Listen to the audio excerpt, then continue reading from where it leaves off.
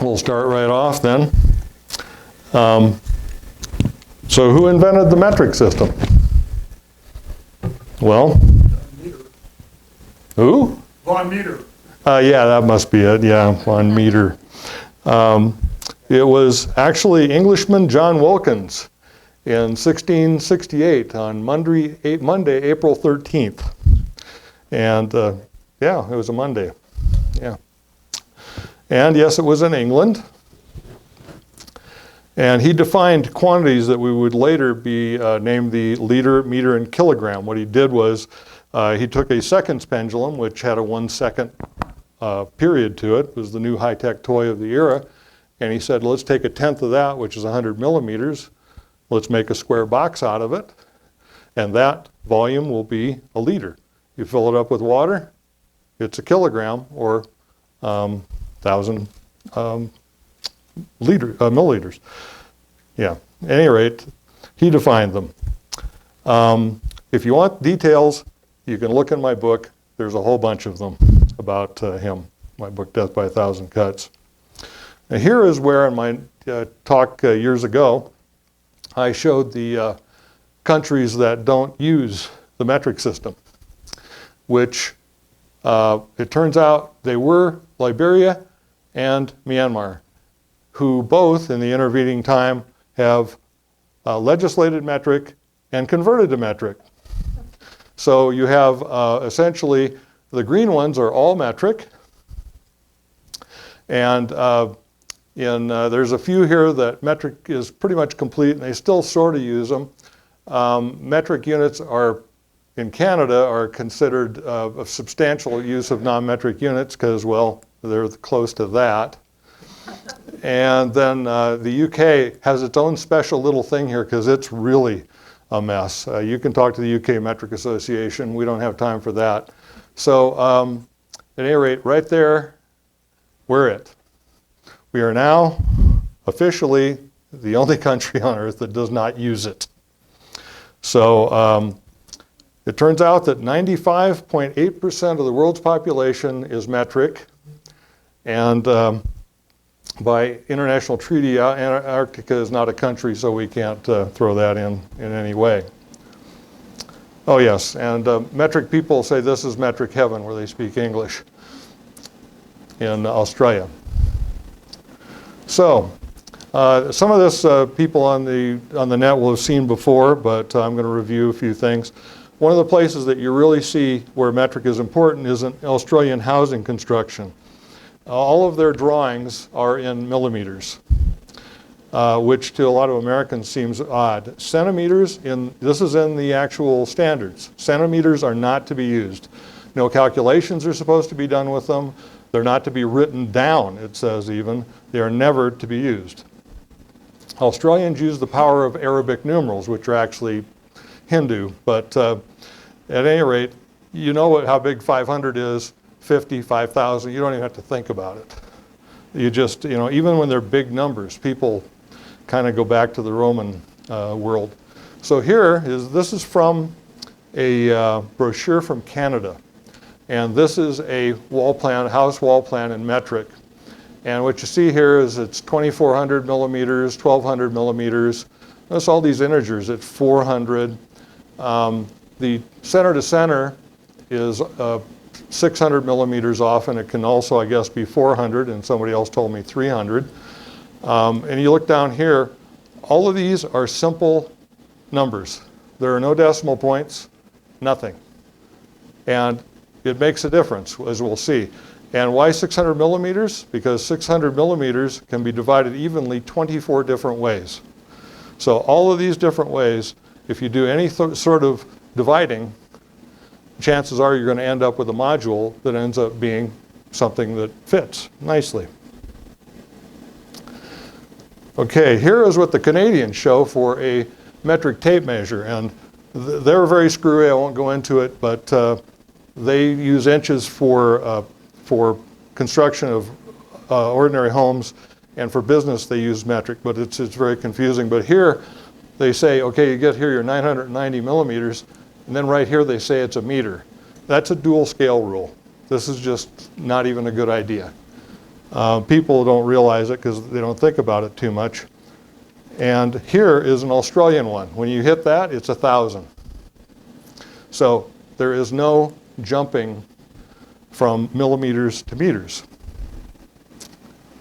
Here is the very same wall plan in imperial. Here, we believe that you should use 2 different measurements. We have feet and inches.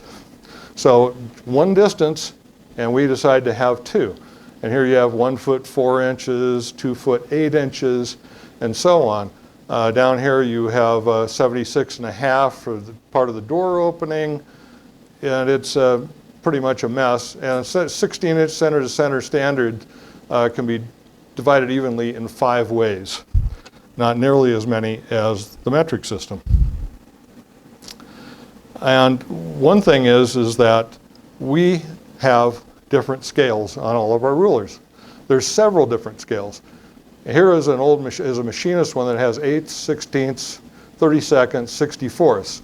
Now you can add the 8ths together directly. You can add the other together, but you have to get a common denominator.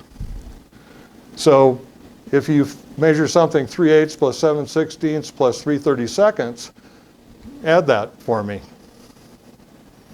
It will take common denominators and a lot of other madness.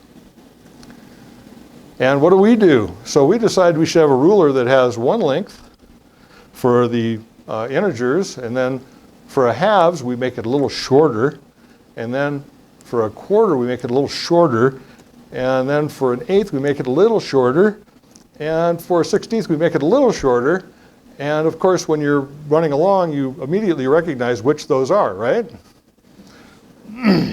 So, and on the 32nd, we only put that on the first part, and I'll make you read why that is because I don't have time to explain how you go to a 32nd. It is truly bizarre. And I must thank Jeff for bringing that to my attention. A millimeter ruler is easy to read. And it's 1/25 of an inch approximately, which is actually smaller than a 16th. So you already start out with millimeters. You're already measuring more accurately than a common ruler in the United States or tape measure when you're building a house or building anything. And if I have 9 plus 11 plus 2, yep, even after what I showed Clyde earlier, I can add that together.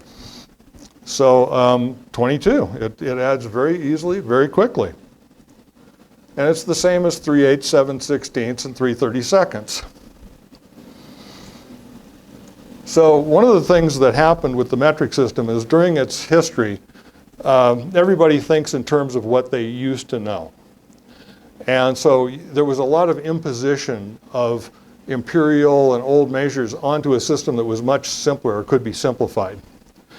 So the centimeter was introduced kind of as a pseudo-inch because we always have to have something that's an inch in the United States. And one thing that's been pointed out is that when millimeters are used in other countries, the industries quickly transition to metric. No one has successfully metricated an industry with centimeters. Some early adopters kept poor imperial usage like this, where you have 1.30.7. And the last time I asked this question, someone in the audience, actually my other one, got it right almost instantly. So, yep, it's meters.centimeters.millimeters with dual decimal points. My understanding is that there are French drawings that have this on them and also Italians. On the internet they scream they've never seen it, but I tend to believe Pat Naughton. The Australians, it's 1307. You don't have this cognitive load of these 2 decimal points to even think about it. It's 1307 millimeters. Large numbers are your friend. They're not a problem. Knee-jerk use of small magnitude numbers is like going back to Roman numerals where you want to keep them small for your calculations. Now, Pat Naughton, who was really the guy that when he died, caused me to feel like there was only one other guy, nobody else in the world that was doing any of this. He gave lots of lectures, and there are 4 different things that he basically stressed in his lectures, even though he didn't call them his laws. The first one is dual scale instruments are evil. It doesn't matter if it's a ruler, it doesn't matter, because a ruler is an instrument. It doesn't matter what it is, you will immediately go back, to smoking. You will go back to that old way of doing things. So it will just, without it, it's a problem. Second law, prefer measures without decimals when you can. Just like with the Australian housing, you can usually find a metric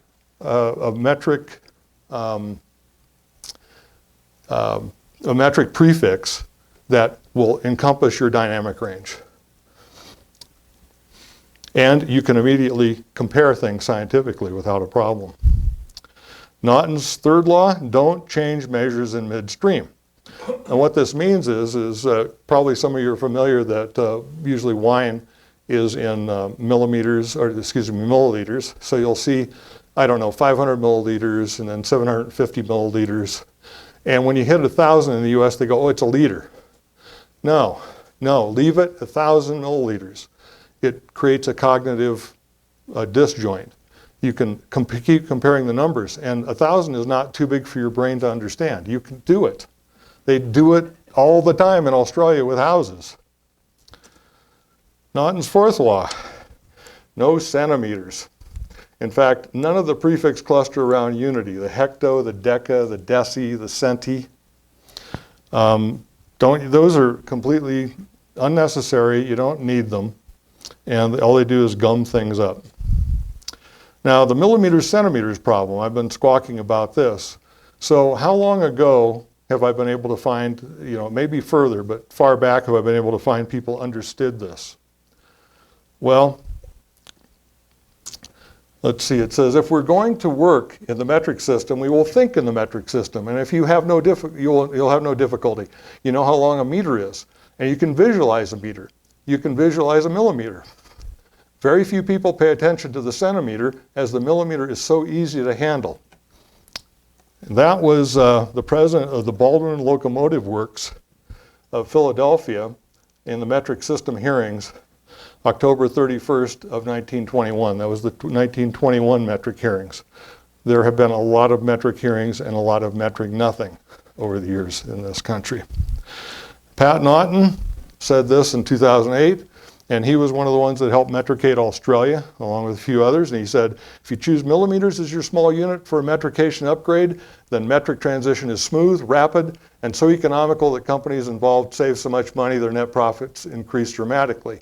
It's hard to know how long a metric transition using centimeters will take, as no one has completed one yet. Common rulers in the US are sold with centimeters on them. So, and US rulers, and a lot of people, I've been through this before, so have some patience, but here's one, and those are centimeter markings, but it says millimeters. Okay, well here's another one, it's, oh, they got the centimeters. They're right, that's centimeters, but what are these then? Are those millimeters or tenths of centimeters? Well, somebody realized that, yeah, they're kind of both there. How about we just use millimeter rulers as nature intended?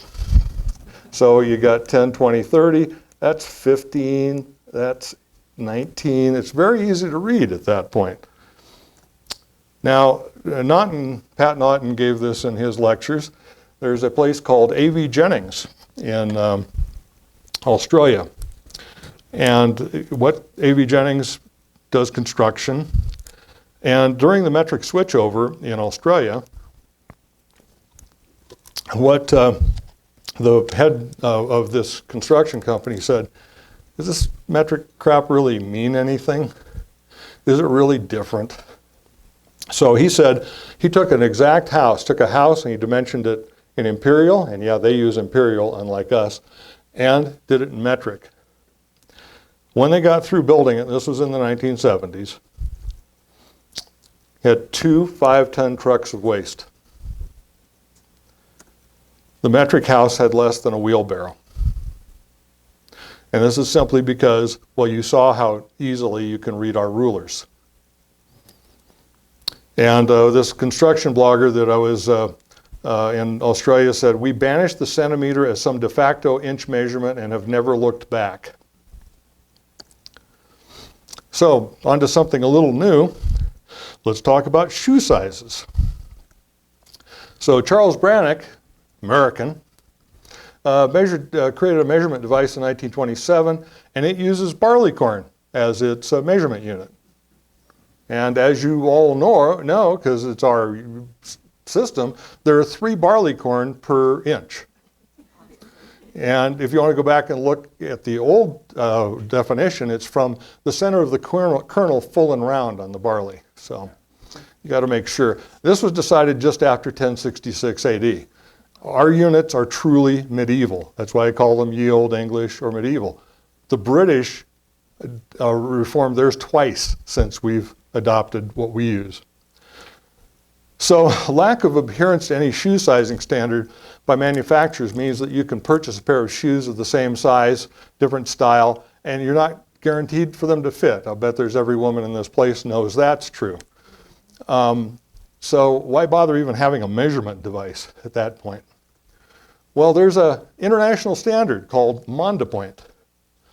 It's a standard that uses metric measurement in millimeters to designate shoe size. It uses the mean foot length and width in millimeters to describe what the interior of the shoe is.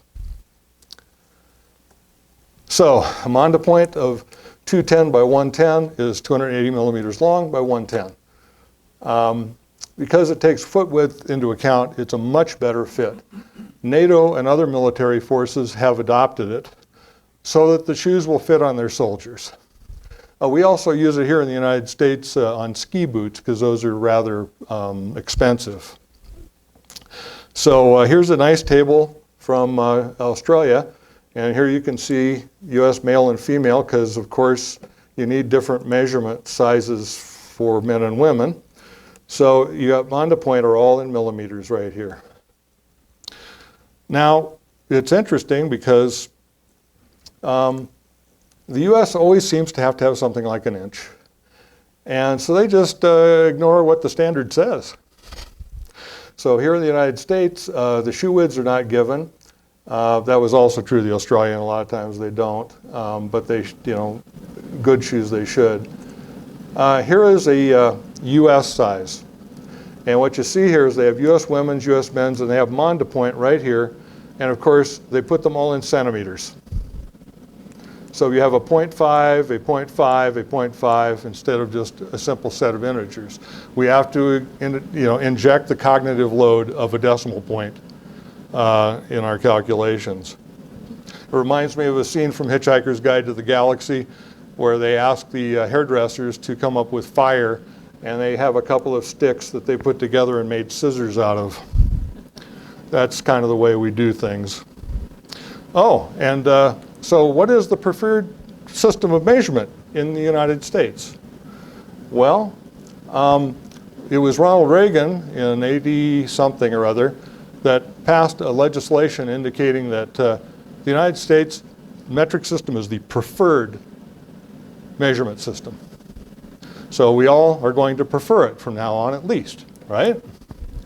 So here I want to take, there's an Australian measuring cup, and take a look at it and compare it to this one. Do you see a difference? Can anybody make this out at all? Better handle on the left?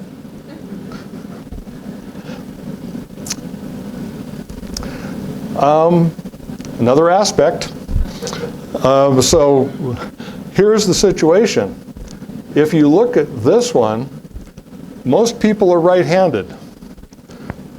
You hold it in your right hand, you see the metric side. You hold it with your right hand, you see the ye olde English side in the United States. So essentially, one way that signals how objects are to be used is to design them in ways that limit their function. And this is called affordance by Donald A. Norman. And I like the second edition of his book, Design of Everyday Things. It turns out only about 10% of the people are left-handed. So essentially, in Australia, The preference is metric here, even though it's our preferred system of measurement since the 80s. We design them so that you automatically see this. Well, my father was kind enough. He said, hey, I've got this great birthday present for you. And it was an expandable wrench. And he says, the thing that's really cool about it is you can close it, and you can see that it has millimeters on it. The thing I didn't realize, and I went ahead and ground off the non-metric side on this thing, was that it's set up for me to turn it with my left hand. So once again, you would never normally use it like that, so you would have to measure it, then flip it over because it would be very uncomfortable for you to use. So once again, the affordance on this says, don't use metric. It's not preferred. Here's one of my ruler that I used for a lot of years. And you can see here are the inches on one side. And there are millimeters that are upside down here. And you can read the dual rule. You can read that it was designed in Tenafly, New Jersey, and so on, stainless steel. But if you read it, it's kind of suggesting you ought to use inches. Because when you flip it over, you can't read anything. You can read the millimeters. But once again, these are all subtle statements about not using the metric system in the United States. So, when metric millimeters are preferred, such as Australia, and thanks again, Peter Goodyear, for all the stuff you've done for me over the years. He sent me this, and he made the map up front also. But here you can read, it says Selco, and it has millimeters all the way along here. And they're kind of, the graticules are kind of curious, but if you look on the back side here, they're centimeters. So you have to flip it over, which means you aren't going to be able to read it. And the thing you also notice is the centimeters only marked in halfway points. It's telling you, don't use these things. They're kind of crappy. You aren't going to get real accuracy. So just, they aren't even worth doing graduations more than a half. Just don't use them. There's what it looks like close up. Let's see. Yep, and once again, the affordance suggests in Australia, use these things. In the affordance, US still hints at centimeters. Here's a ruler that I bought, and it doesn't have any other writing on it. You'll see it has millimeters here, centimeters here, and you think it also has halves on the centimeters. And you think, oh, yeah, they're kind of, maybe they're getting with it. And then you look closer, and you realize, no, they've put spaces everywhere where to sort of suggest you ought to have a decimal point or something. Maybe you should use those centimeter things. So I've seen this on a number of rulers, by the way. Let's see. Also, forcing imperial unit usage on metric. So, oh yes, I went home one winter, and my father often made marinated steaks when I would go back home. I hadn't had any in a long time, and I said to him, hey, why don't you give me the recipe for that? Now, he kept all of his stuff in recipes in a computer program. And when he sent this to me, I thought it was a joke, because my father was actually a pretty big jokester. And this is what he sent to me. This is his, it says 1 1/8 deciliters of La Choy sauce, 1 1/8 deciliters of orange juice, 3 centiliters of brown sugar, 3 centiliters of salad oil, 2 1/2 milliliters pepper sauce, 1 clove of garlic, at least, and 1 1/4 milliliters of ground pepper, and it yields a cup. So I actually wrote him back and said, you know, I thought it was a joke. So here's what, if you wrote it in a more efficient use of the metric system, it's 125 milliliters, 125, 30, 12 grams, 30 milliliters, 3 milliliters, so nothing but milliliters. And I had to do 1.25 because black pepper, small. And in streamlined recipes, all you need are milliliters, grams, and millimeters. And once again, there's no decimal points involved. Well, generally. I had one little one there. So it's not quite 100% true, but mostly. It's a lot easier than that. And this also shows you this is how Americans think the metric system should be used. There should be fractions in it, right? Another thing we never get a real chance to look at in our country is our energy bills. We all complain about them, but we don't ever really look at them. So here is what mine looks like a few years back. And it shows right here the kilowatt hour usage per month. And by the way, a watt is a joule per second. So you don't multiply hours times kilowatts. But I guess if you assume that you've put, all the conversions there. So there's kilowatt usage of electricity. And then in gas, they measure it in therms. I do have a blog that you can read about how to get from therms to this. I recommend you don't bother. It's complicated and not really necessary. So let's suppose we convert this over to metric units. Well, last year, my electric usage was 3.172 gigajoules, or gigajoules if you're some sort of foreigner. And here's 12.87, and over here is the electric cost, $31.24 per gigajoule. Over here is $6.45 per gigajoule. It sure looks, as far as energy goes, the cost of electric is a lot more expensive. Now, I've heard this a lot of times. This is the first time I ever had a chance to calculate it. And you'd be able to actually look at your energy bill and have some idea what in the world is happening. But when you hide it in therms and you hide it in kilowatt hours, that's just a confusopoly. They don't want you to know. Now, keep in mind, a gigajoule is, forgive me for this, 1,000,000 kilojoules, or there's 10 to the 6 right there. So I want you to keep this in mind, because joule is what we use in the metric system as a unit of energy, period.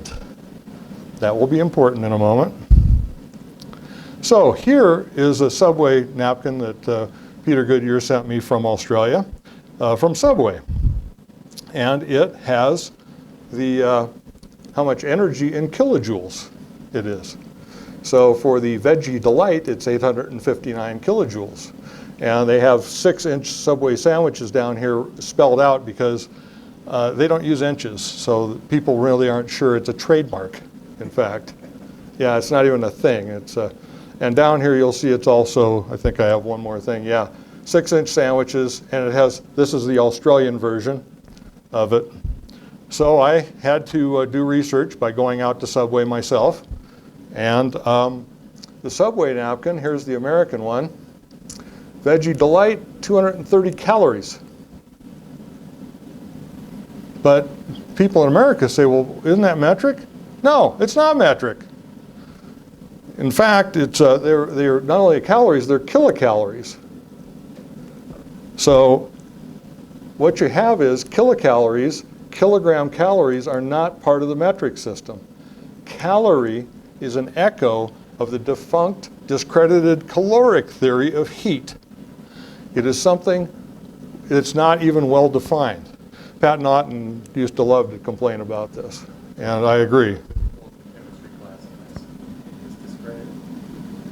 Yeah. Well, this is America.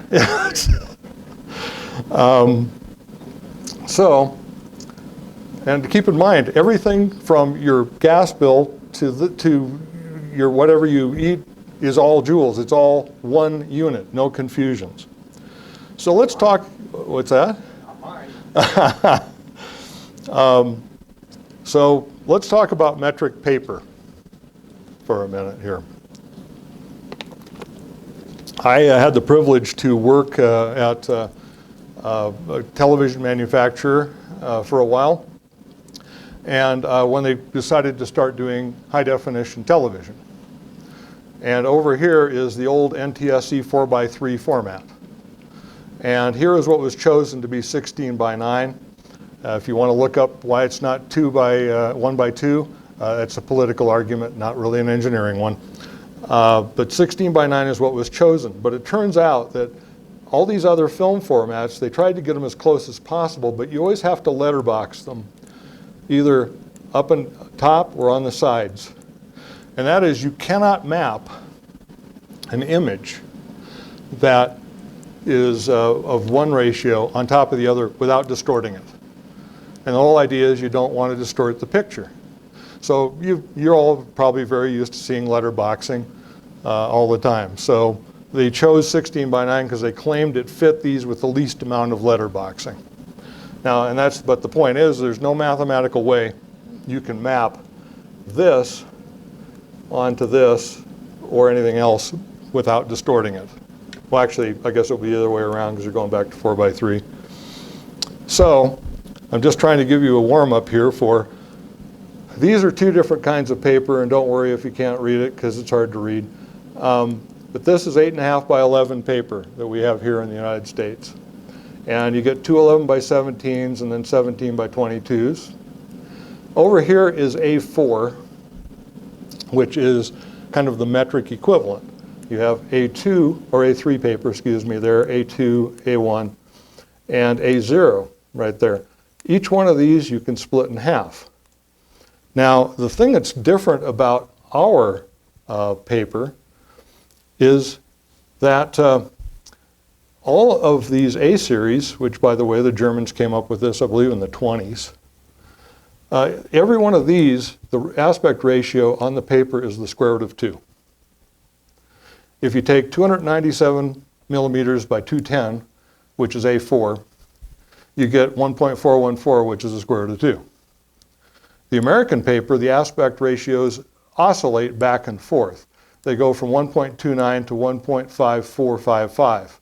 So why is it important? Because a lot of people that will try to enlarge one size paper onto the other, well, you'll have leftover. You have letterboxing.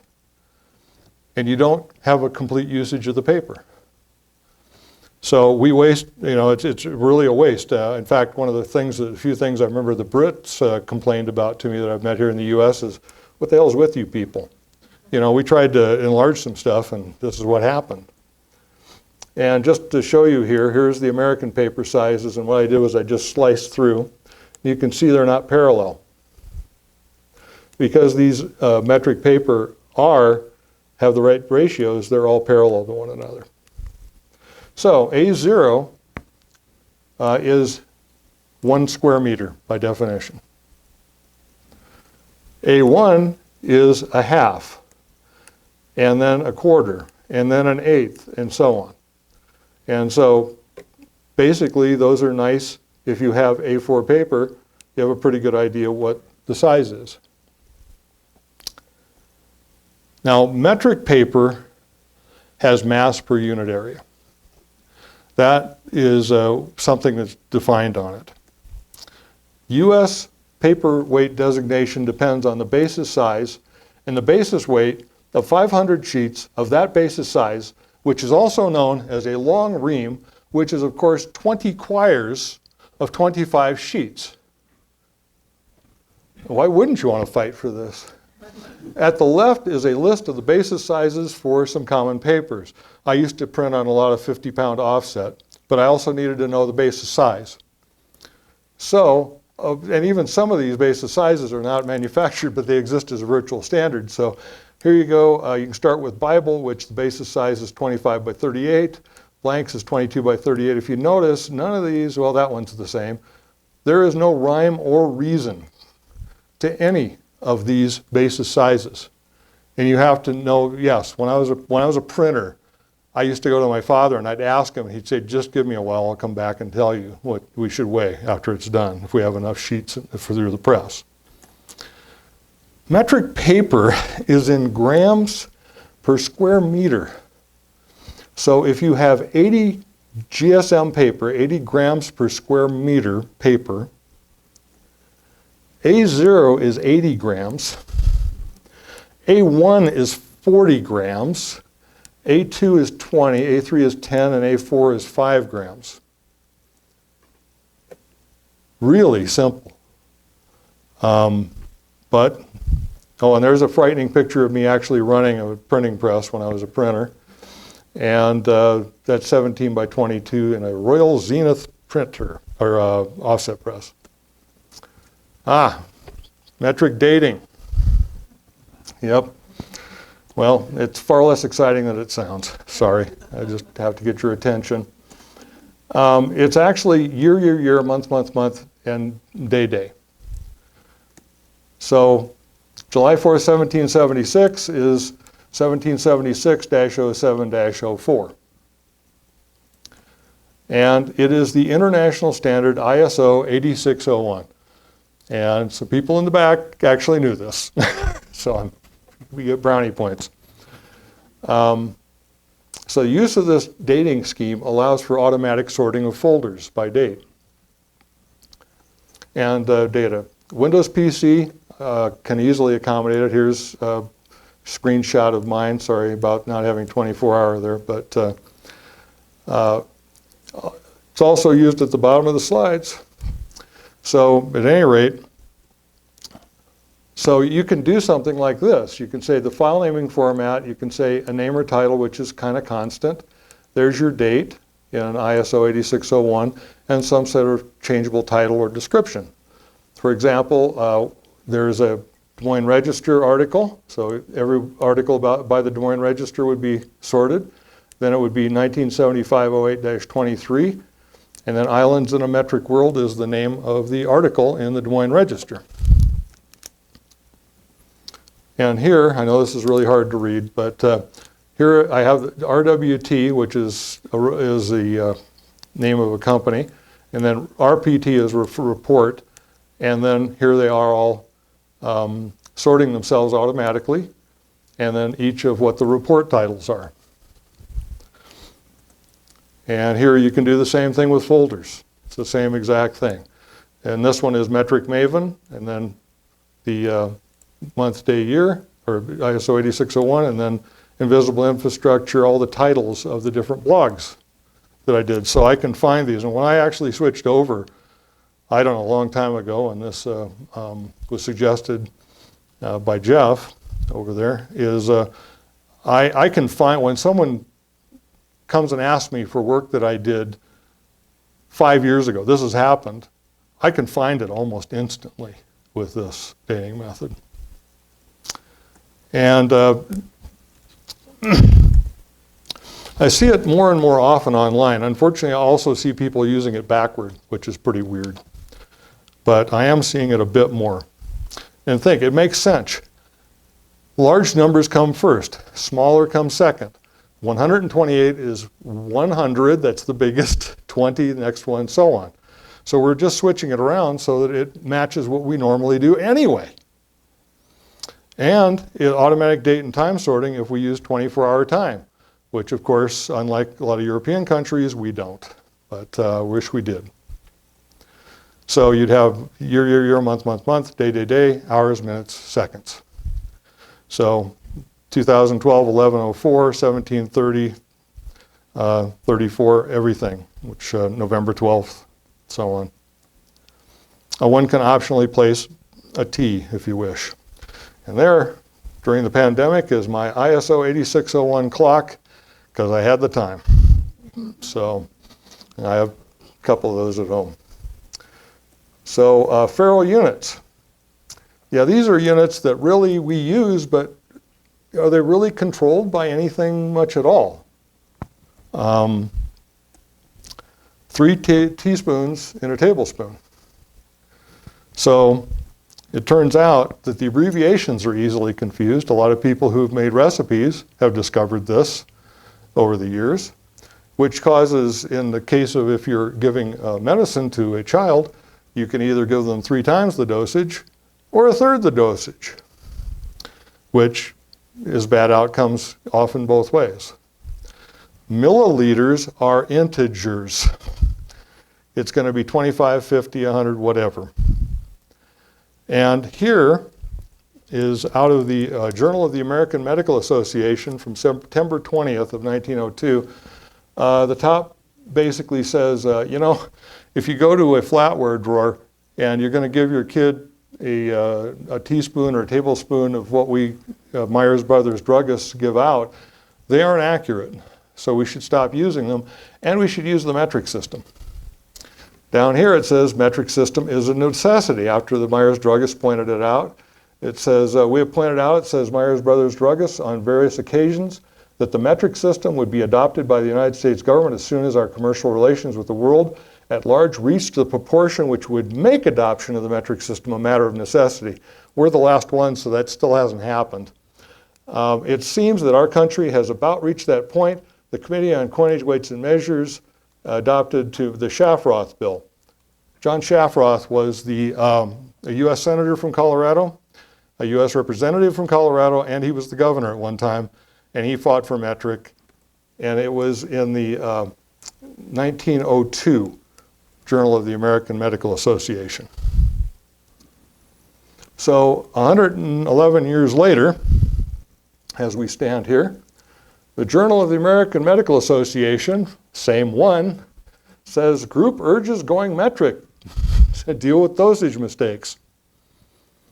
And they have examples here of situations. In fact, I believe one child died because of this. And early on when I did this, started my metric blog, I had a couple of women email me thanking me for doing this because they had misdosed dosage their child. And from the article it says, converting all dosing and patient weights to metric is going to take time, Cohen acknowledged, but he already noted that soda cans and many other types of packaging already use metric units, and people will learn the conversions. Why? We don't need to learn conversions. This isn't something that is going to happen overnight, he said. And a Swedish study of about 10, I don't know how many years back, showed that we have about 98,000 unnecessary deaths in the United States because we don't have the metric system. And I used to be a little more concerned. This was something that I knew was on the net, but I couldn't find it. A guy wrote to me, and he managed to find the source again. So you can back that up. So now we're going to change a little bit. This is the part where I talk a little bit about myself a bit. So what we can, over the last 10 years or so, there was a We the People petition launched at whitehouse.gov in December 31st of 2012. It requested the U.S. make the metric system the standard in the United States instead of the imperial system. It attracted twice the number of signatures required for a mandatory response. Unfortunately, the number one that year was they wanted to build a Death Star. So, which showed that, you know, that's where our priorities are. So, Patrick D. Gallagher, head of NIST, issued a response on a Friday before Memorial Day weekend, so no one would notice that this was even mentioned. His response was titled, Supporting American Choices on Measurement. Dr. Gallagher argued, ultimately, the use of the metric system in this country is a choice, and we would encourage Americans to continue to make the best choice for themselves and continue to learn how to move seamlessly between both systems. In our voluntary system, it is the consumers who have the choice to make this choice. So choose to live your life in metric if you want. There is an invisible metric embargo in this country. You try buying a millimeter metric tape measure and lots of other things, and it's very, very difficult. Australians can find them in big box stores. It's just not a thing. There's no A4 paper, no A4 binders. There are no Mondopoint shoes to buy. You can't. It's a bunch of crap, and I wrote a reasonably strong letter back that was open to him on my blog. So, what have I done? Well, I contacted dozens of science communicators, as they like to call themselves, by email and USPS, offering and sending them books. I sent to Neil deGrasse Tyson, Bill Nye, Alton Brown, Phil Plait of Brad Astronomy, Cory Doctorow, He's one of the few that wrote me back and said, Randy, I'm just too busy. And if you know Cory Doctorow, I believe him. I actually gave him a pass. Derek Muller of Veritasium, he's from Australia. He ought to know better. Andy Weir, who wrote The Martian. Bill Hamrick, the engineering guy. Grady Hillhouse of Practical Engineering. Henry Petrosky, who wrote The Essential Engineer. Keith Cowling of NASA Watch. Steve Novella of Skeptic's Guide to the Universe, where I was called some metric fanatic on the air. And they decided to make fun of me for the next 2 or 3 months as the purple spider that lives in the basement of his mother. So thank you, scientific skeptic Steve Novella. So Adam Savage and Janie Hyman of Mythbusters, I have a whole thing on them where they talk about the metric system and they cry, I just can't think in it.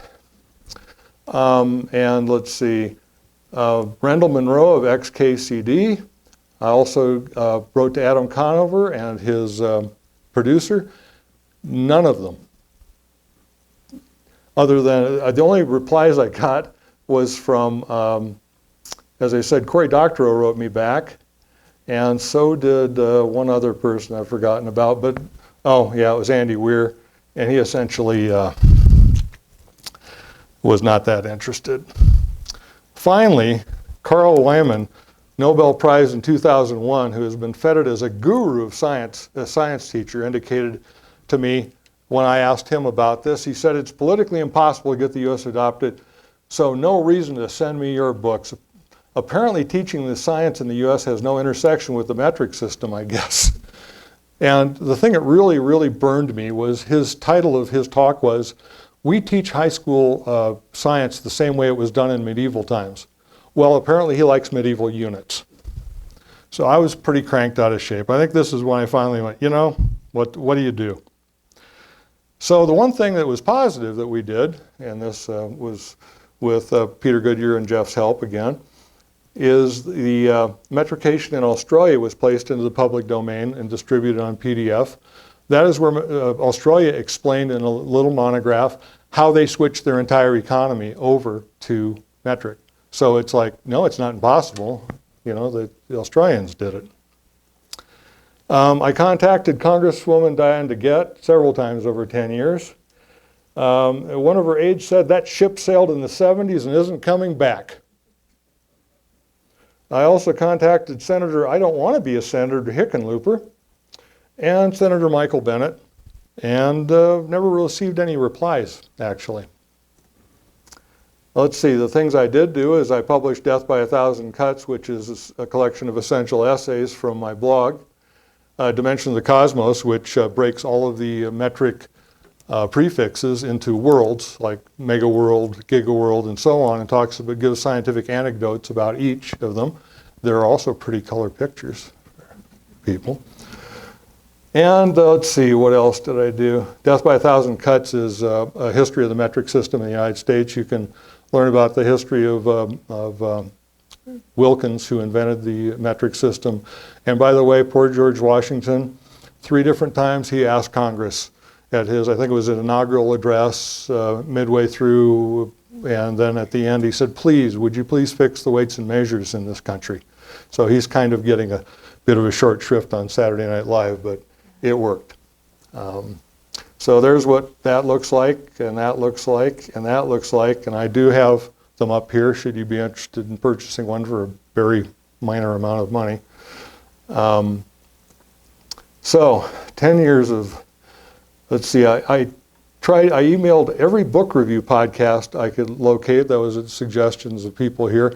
I found 10 to 20 that were interested in science, you know, maybe essays. None of them were interested.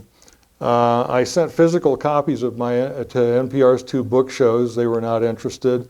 And by the way, you have to even talk to them, send them books first. Also contacted CPR's Colorado Matters. They were not interested, even though John Shafroth tried his best to push the metric system into the United States in the early 1900s. Let's see. I emailed, this is another suggestion I had, I emailed all the science museums I could find in the US, I forget, 50, 60, I don't remember how many, and I suggested that the gift shop, it might be a good book because it's unusual. They like unusual stuff. You know, nobody's seen that. None were interested. I emailed science teachers associations in each state, and believe it or not, there's 55 of them. There's more than one in some of the states. One showed interest and said, we might list it on our list of resources. Maybe. So here's where it really got dumb on my part. So I put together kind of a email that I thought was pretty good. And I emailed 3,000 science teachers in Colorado, Washington, and Minnesota in July of 2023. I received a single response, unsubscribe. I thought maybe the letter was the problem. Maybe it was something that was upsetting people, or, you know. So I got a hold of my stepfather, who has an English degree, and said, would you look at this? And he's a very smart guy, and he looked at it and he said, I don't see anything that should offend anybody, but I would have written it this way, this way. I said, fine. I changed it all. I didn't want that to be a variable. So then I sent out 2,300, and keep in mind how long it takes. It took me a couple of months to send out this many single emails finding places. So I sent 2,300 science teachers in Iowa, Montana, and Wisconsin in September of 2023, and one wrote back, take me off your list. Another actually emailed me and said he might be able to give me 10 minutes time to talk on a Zoom call to his class. I think I need more. And I think that says what they think of the metric system. So, let's see. It does not appear that anyone in the US is interested in the metric system. I realized I have no constituency, no interest group of citizens seem to exist. What in the hell am I doing? And it actually got worse. Say, well, what you showed all this, what's worse, Randy? Well, I am now confronted with the big lie. And this has been really, really annoying. This is the United States is already metric. This has been asserted by Neil deGrasse Tyson. And yes, and one of probably my most hostile things I've ever wrote is I went through his absolutely foolish, he got up one morning and decided he was a metric expert and said things that were just completely, showed no knowledge of the history or anything. Acting as if, you know, we had 750 milliliter wine bottles had just arrived last week. Sorry, Ruth. I apologize. So this has been asserted by Neil deGrasse Tyson, but he's not the only one. I pick on him most because he's the one that's been the most annoying. But other people say this. They say, well, we're already metric. And even, what's his name, Derek Muller seems to indicate, he's from Australia. Has he looked at a road sign? You know, so these truthiness experts trot out metric changes that took place in the 1970s as contemporary evidence that we are getting more and more metric every day. The metric subreddit appears to also embrace this belief a lot of times, which is really annoying for me. The 2-liter bottle, metric liquor bottles, beer is still pre-metric, are trotted out as evidence. All of this is the 1970s. And why is it that metric is in liquor bottles? Well, if you read my history, you'll discover that the liquor industry is completely regulated by Bureau of Alcohol, Tobacco, and Firearms. The government at the time said, well, the government said we were going to change, so you're going to change to metric. It was the only horribly government-mandated metric switchover, and it worked. So, but milk is still sold in gallons and quarts. The entire grocery store is not metric. We can't purchase millimeter-only metric tape measures. The idea we're already metric is a fantasy. We've barely moved a millimeter since the 1970s. These science celebrities insist that continuing to do nothing will magically produce the metric system in the US. This is the same strategy that's been pursued since just after the US Civil War. And there is a metric group that has been around for 100 years. And I talked to him 10 years ago and said, I'll work with your group if you guys say that you want a mandated metric in the US. No. Appear to be libertarians. And in fact, I can pretty much guarantee that. So basically, you begin to say, what in the world am I even doing? You know, rational arguments mean nothing in the United States, clearly. Is there any hope whatsoever? Even my hope comes in horrible places. As those of you that have known me on Sunday mornings, I'm not a particular fan of Elon Musk. Now, it turns out that SpaceX designed its Starship vehicle, it was all done in millimeters. And I met an engineer here, he showed me actual proof. They use millimeters here in the United States, and I don't know, maybe this is even Texas, even crazier. So, so in this country where metric is the preferred measurement system, the suppliers were charging SpaceX at least 4 times the amount for metric end mills compared with the ye olde English that are built here in the United States. So SpaceX was forced to non-metric because of cost, but what they did was they would take these end mills and then convert them over to some weird metric size and put it in their programs to mill things. And for those of you that don't know what an end mill is, it's used to basically grind cavities and make things. And there's what it looks like. That's a great big one, and I believe that one actually is a metric end mill, a big one. So when the Baldwin Locomotive Works in 1921, I pointed out they noticed the millimeter centimeter thing, and they loved working in millimeters, and said so at the metric hearings. They were purchased, I think, somewhere in the 1950s. I don't remember exactly, but that's when the company that acquired them put a stop to metric there. So is there any reason to believe that SpaceX will suffer the same fate at some point? When the Australians did their conversion, they said we have to do it all at once because any islands of metric in a non-metric world simply will get crushed. So, okay everyone, that's pretty much my metric swan song at this point. If you have any questions or something. Randy. Yes. Oh, thank you. On the slide about overdoses or underdosing, Yeah. you talked about the 0.5 millimeters being an issue. They did. I didn't, but yeah. Okay. We shouldn't even have been using that, but yeah. Well, what would we use instead of 0.5 milliliters? Oh, well, first of all, we'd switch it over to 500, like, is that microliters? Milliliters? Yeah, it'd be the next one down. And usually, you see, thank you for being my straight man tonight. A U usually does not look like an M, is the first thing. Now, do you know how metric is designated in medicine here in the United States, micrograms and milligrams? Do you know how that's designated on any? If you want milligrams, it's mg. If you want micrograms, it's mcg.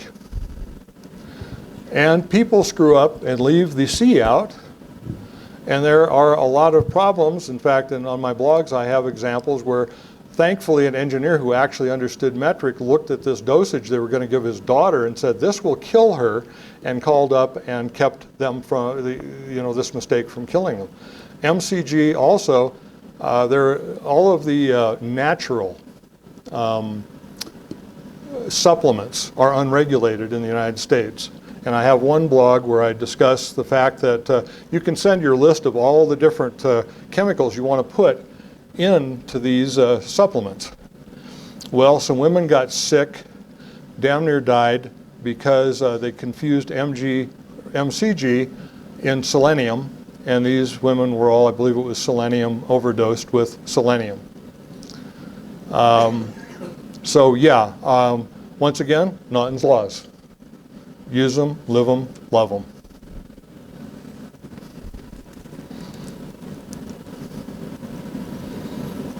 I've left you speechless. So Oh, Kim. So sorry. Okay. Yeah, so if you're ready to give up on this, what's next for Randy Bancroft? I have a couch downstairs. Oh, okay. I don't know. I'm not going to completely, I'm going to give a last blog, and I'm going to call it my metric sabbatical. And it is, if anybody, anywhere in the United States at some point decides they want to try to do something about this, I'm still around. I'd still be glad to do this. It's just at a certain point when you're in the back of a cave in the dark yelling, there's just, what am I doing? Why am I doing this? There is just nobody. I had two relatively new members that found out about this, and they said, absolutely agree with you, love it to death. I'm sorry, but I just won't lift a finger to help. So there it is, Well, I do want you to know your efforts have been appreciated by Oh, thank you. us. I don't know if we make a constituency, but This is why I'm doing it here. You guys are the friendliest group in probably the U.S. for this.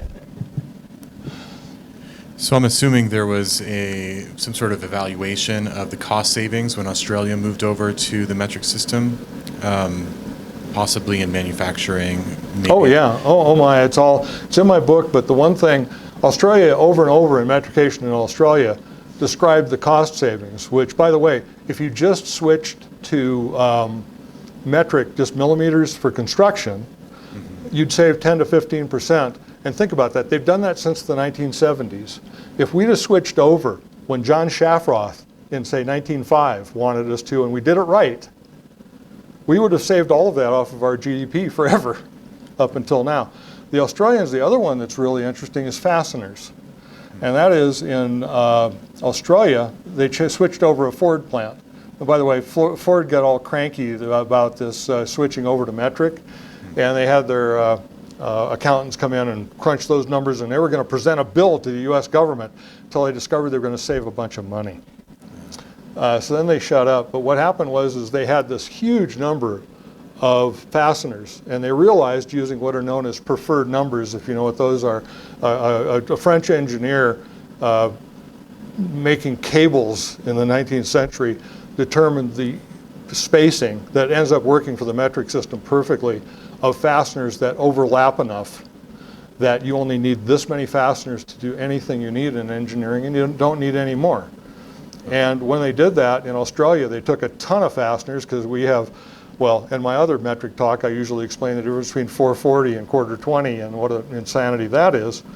But what they discovered was they didn't have to keep large inventories of these different nuts and screws and so on, and thicknesses of sheet metal too. By the way, you try to find thicknesses of plastic, sheet metal, and whatever, they're in gauge sizes. Gauge is allowed on metric drawings because it's meaningless. But that's the problem. If you say, well, I'd like to have 3 millimeter thick steel to go with my 3 millimeter thick plastic, you won't find it because they're gauge numbers that are different for every manufacturer. The thing that Australia also discovered was that when you implemented the metric system and told them, they would say, this has been screwed up for decades. Now we have a chance to go back and fix this kind of stuff and make it all rational. And the implications on healthcare and cost of human life and just overhead. Were there any studies in Australia for that? Not in Australia. The Swedes only did the one I showed you where they save, a lot of lives. Right. Well, the implications with our Medicare and Medicaid systems would probably provide a pretty strong argument. Oh, if yeah. presented to the right people. We can't even do universal health care in this country. I don't know how in the hell we would bother with using the metric system as a rational argument. Good Just point. saying. Yeah. Thank you. America. Yeah.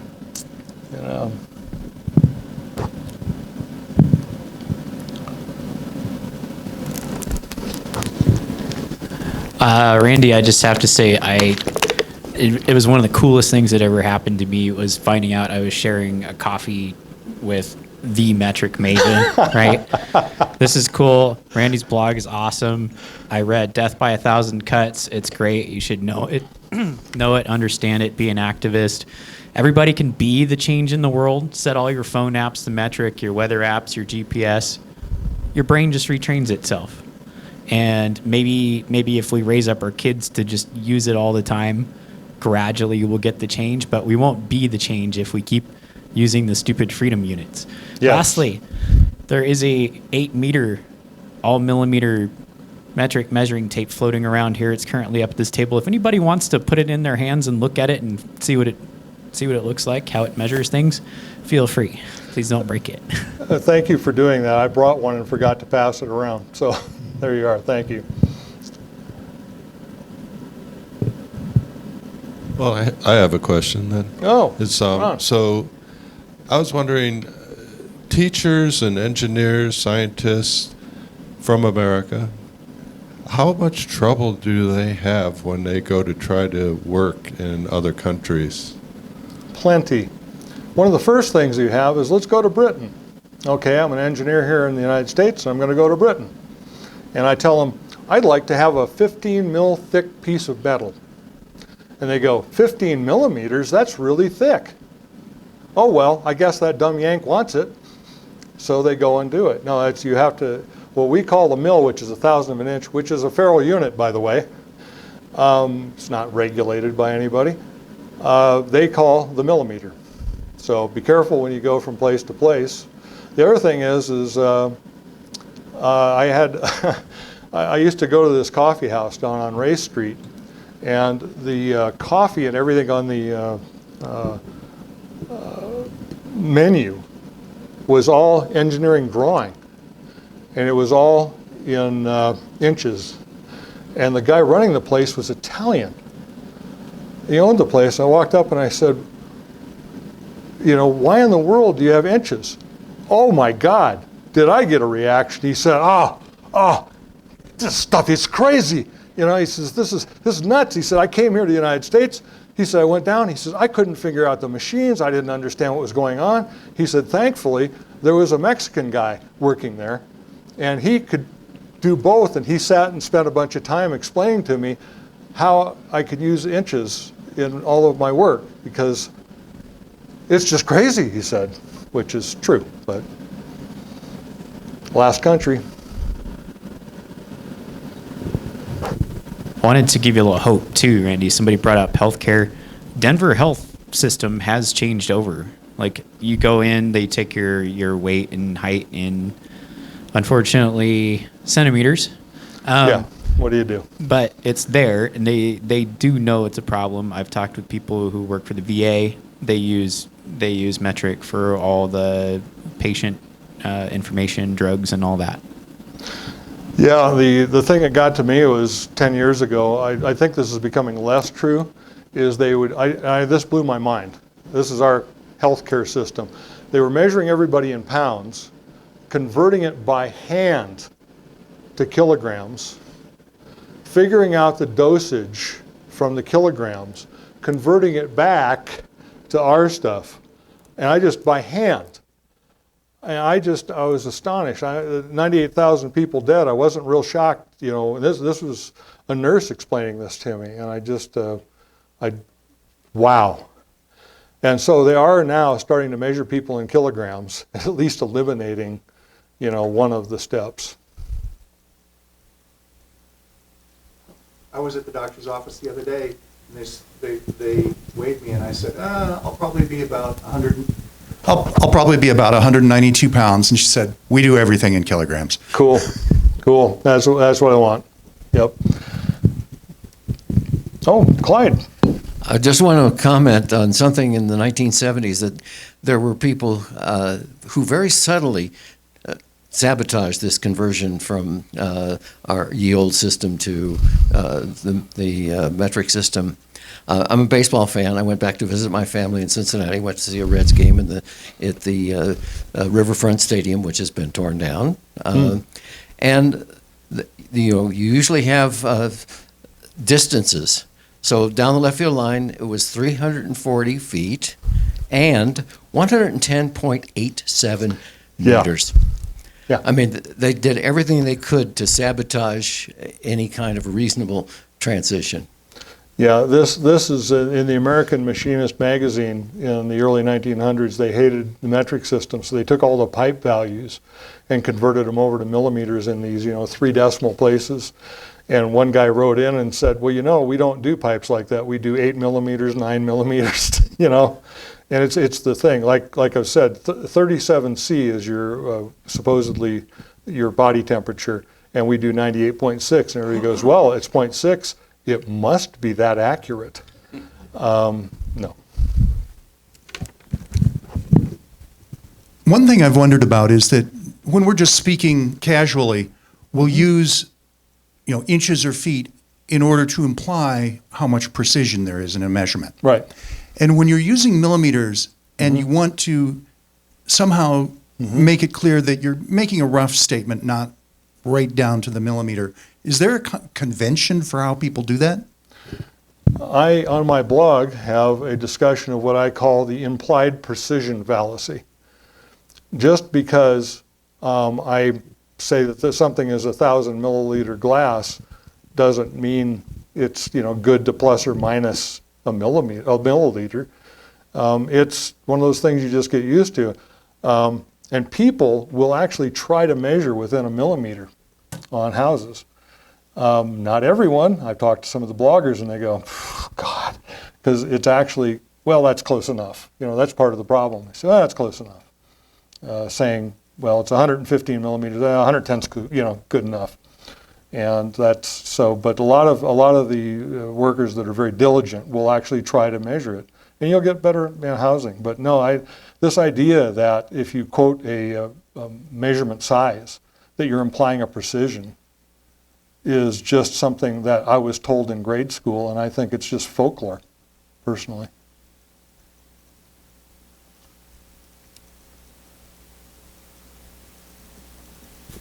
Oh, Kim. Yeah, I'm just kind of wondering with what you're talking about. America's always been the country it is, I guess, but we're now so proud of being American and not being anybody else, and we're so anti-intellectual as a country. I mean, I hear what you're saying. It feels like all of this has gotten worse. Like if there was a rational argument for it or a way to implement it, it feels like we may have missed that boat in the current political and just cultural war we're in. In Death by a Thousand Cuts, I have a chapter called Metric and Anti-Intellectualism. You might want to check that out. It goes back to Douglas Hofstadter's book, Anti-Intellectualism in American Life, which is considered a classic, and looks through that lens at anti-metric over the years. So, yes, the answer is yes. Oh, all right. Bit of a different speed. So you've got like the liter is like the standard size, the standard like thing, and then you've got the meter is the standard thing, but then the gram is like weensy tiny, isn't the standard the kilogram? Why'd they do that? Why is it 1,000 grams? And that's like the kilogram isn't just the standard one, and we talk about it. And well, once again, there's this concern that we can't have big numbers. And so there was what was known, believe it or not, you look at my history, there was actually at least 5 different metric systems at one time. Carl Friedrich Gauss was one of the guys who decided millimeters should be used, but the British didn't like that. They thought centimeters should be used. Now the Russians and the French thought tons, so there was the ton something second. So all these different systems existed. At some point, for some reason, what was known as SI, which used the kilogram as a base unit, even though it has a prefix. Now, I can live with this because we can't change it much. But the one thing, there was a CGS system was a centimeter gram system, second system. And if I recall, they're really not compatible with the SI, or what was called the MKS system at that time.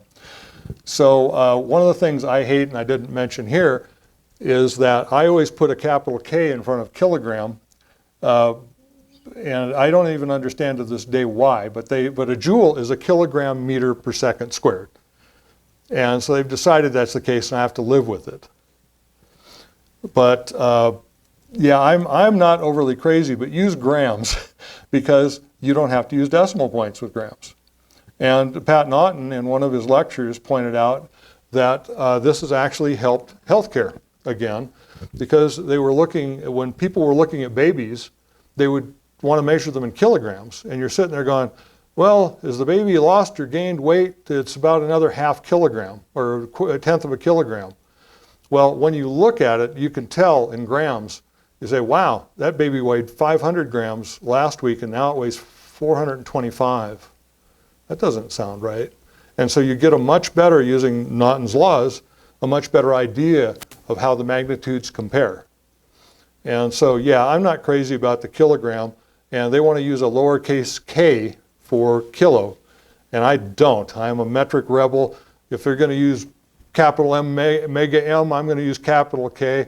And I actually had a guy from the BPM write me and say, in your lecture, you used K wrong. I just wanted to point that out. And I wrote it back to him. And you could see the metric bishops were not happy at this heretic. So, yeah, things are, oh, hi.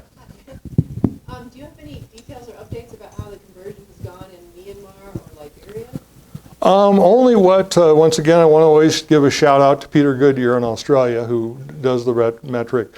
They say that they're mostly, I'd have to go back to the map, but they use them mostly in everyday measurements now. And there are a few non-metric. But you have to realize every other African nation around them uses metric. And Myanmar was weirder. It's, you know, kind of a brutal dictatorship. They actually used furlongs. Oh, you knew that? Yeah, I couldn't believe it. I thought they were made up. They showed distances along roads in furlongs.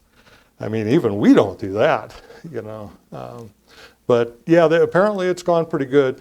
I'd kind of forgotten about this until I put this together because I saw the announcements maybe 4, 5, 6 years ago, and I'd kind of forgotten about it, but all the other guys around the world remembered. But it's mostly, they're pretty much metric at this point.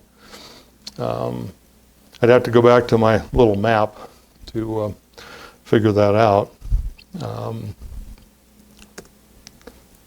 And I don't think I can easily, there we go.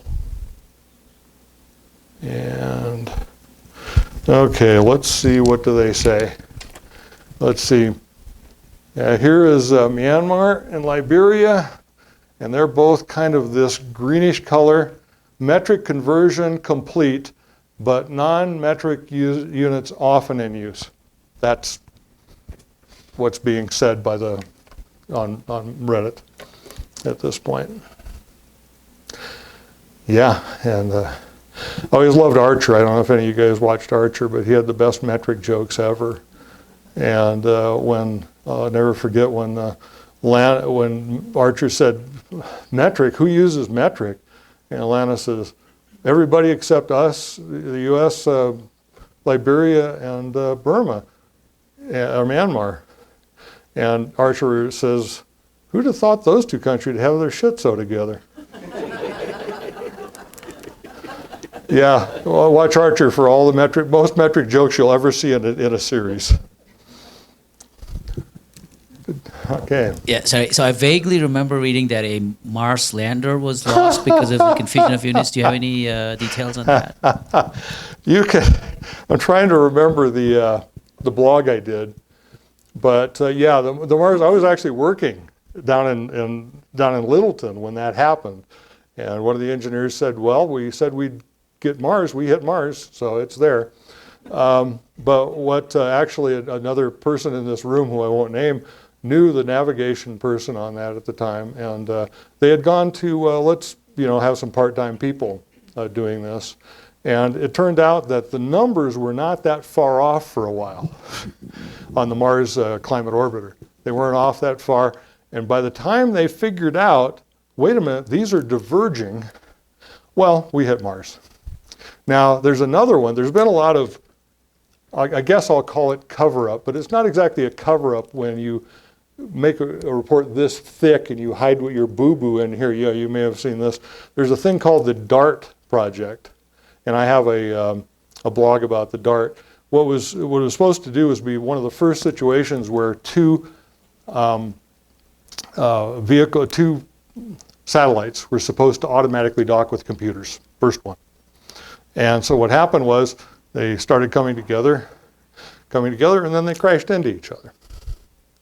Well, why did they crash into each other? Well, they went in, they tried to hide this. New scientists ferreted it out, and I read the damned ridiculous report.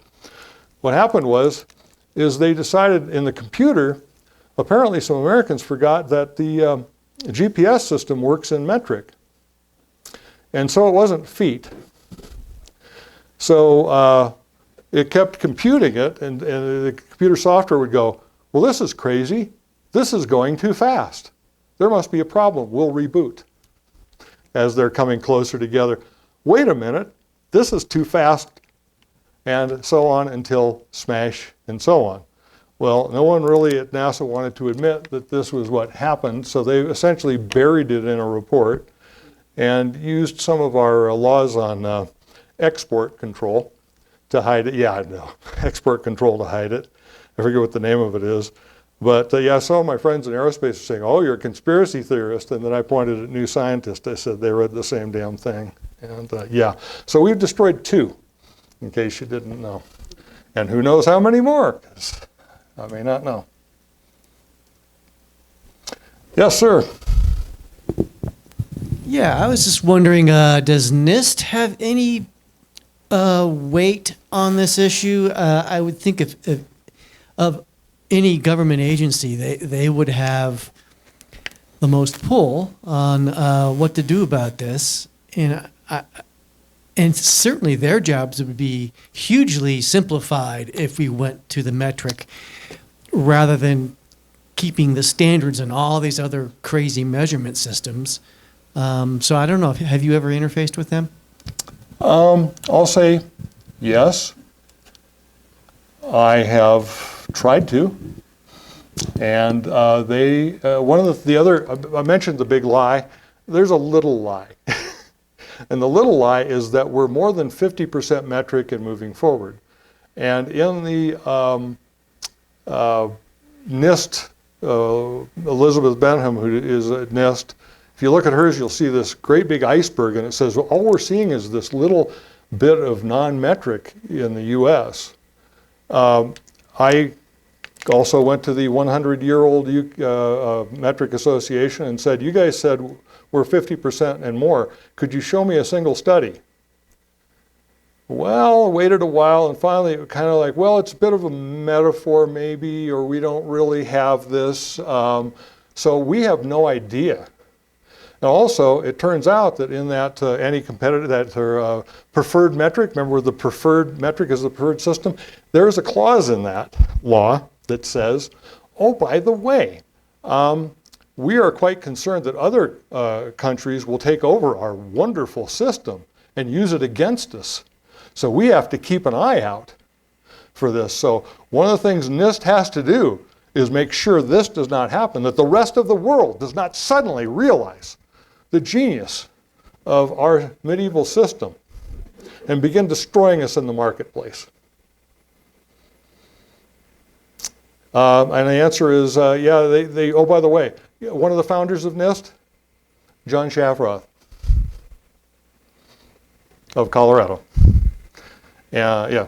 How much impact will there be on the farmers of America where the Middle West is all laid out in square miles? Australia converted it over, and it wasn't really all that big of a problem. I also have a blog on that where before a fellow by the name of Mike Joy used to help me with a lot of metric before he passed away, I believe.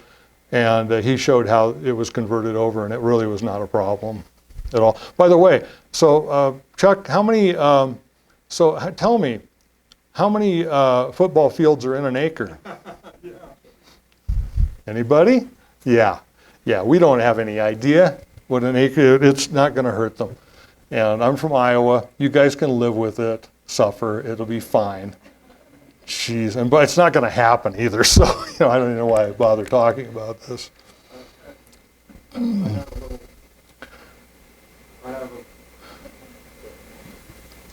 I have a little anecdote about the clash of systems. Years ago, I attended the Denver Rock Festival. It's a multi-day festival here in Denver during the summer, outdoor festival. And it was hot in the summer. I think temperatures were 95 plus. But they said people coming in could only bring in a quart of water. Well, so go to the store and try to buy a quart of water. They're all in liters now. 500 milliliters. Yeah. So guess what? Some people at the gate saying, I'm sorry, you can't bring that in. Throw it in this trash can. So they had a whole number of people having heat stroke because they had no water. So, of course, the next day they reprimanded all the people at the gates and said, you know, let them bring in liters because it's only this much difference. Yeah, that's, no, this stuff actually hurts people. That's something I can't get, you know, people don't understand. It hurts people not to be metric in this country. But, see if we can get you the mic.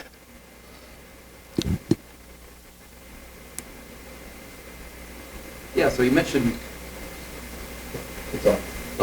using a big K for everything, kilometers, so capital KM. right. But the question about M, because I mean recently we had a problem. I specified you got to measure this joint less than 2.5 milliohm class R bond. It went to a drafting program that said 2.5 capital M ohm, and so he ended up verifying as less than 2.5 megohms instead of less 2.5 milliohms. So is that a common problem? And as an electrical engineer, I haven't run into using small M's. I'm not sure who would do that for megaohms. And milliohms are something you don't run into typically in most circuit analysis, but yeah, I haven't run into that. The thing you do see a lot, and I never bothered to write a blog about this, is one day I was out with some of the people in the hub here, and I got a little ball jar at this restaurant, and I asked them if I could have it because it said capital ML, and it's the thing held like 350 capital MLs, which I doubted that was true. That's a water tower. That's not a cup.